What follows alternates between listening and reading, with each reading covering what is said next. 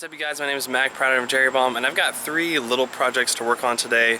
None of them that really constitute their own video. We're just gonna do it, so this is gonna be kind of a more relaxed vlog style video. So I need to put my new registration sticker on, replace a fog light that was foggy, but the manufacturer sent me a new one for free, which was sweet.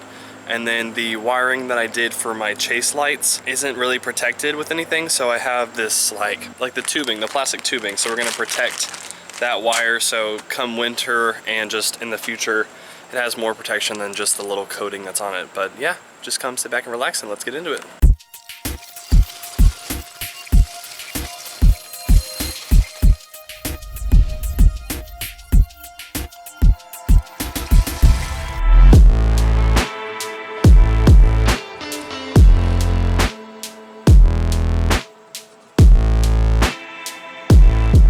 Not as straight, but there's no air bubbles, so can't complain. You can see there is moisture in this fog light compared to this one. So we're gonna remove this one because I have a replacement.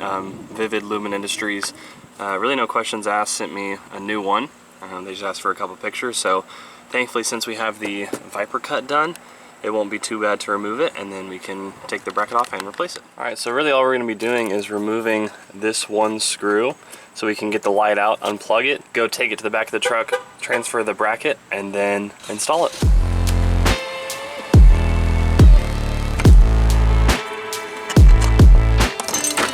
Ta-da! So yeah, so you can see here, oh, you really can't, but they sent me the exact same light, and so now we're gonna transfer this bracket over to here and get it ready to be reinstalled.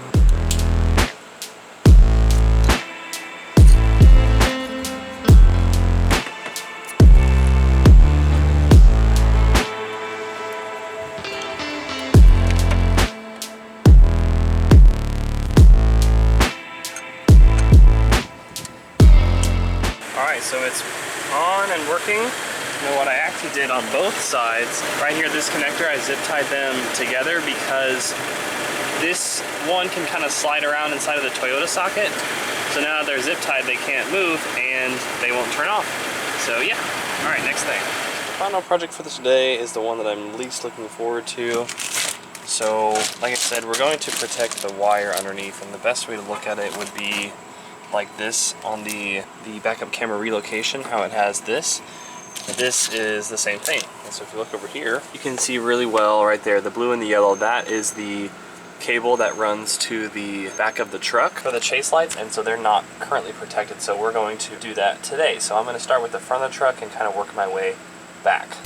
Alright, so this isn't actually going to be nearly as bad as I thought, and the reason is because like a traditional wiring harness doesn't necessarily need an extra layer of protection like I'm doing, because it has the 2 wires in here and then it has this extra outer coating, which is going to be enough. But the reason that I'm having to do it is because I had to extend this wiring harness so far to reach the back of the truck and get all the way to the battery, so that's why I'm having to do this. But what's nice is this was probably the hardest part as far as getting the wiring through to drop down to follow the frame.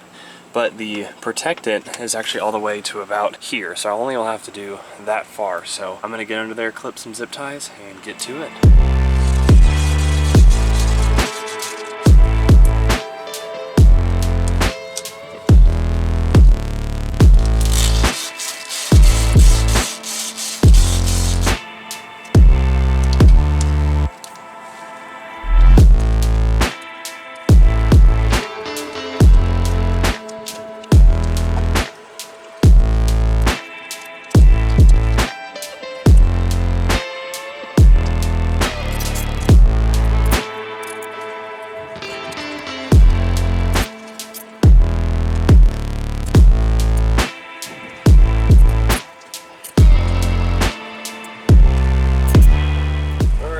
Now this is way more protected, looks way better, and it goes all around, and yeah, looks a lot better. Went ahead and plugged the lights in to test them, and they're both working. Sweet. I'm just gonna wrap up this video. Thank you guys for coming along as I just did a few projects here and there.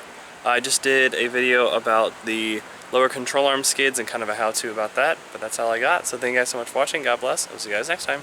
Bye.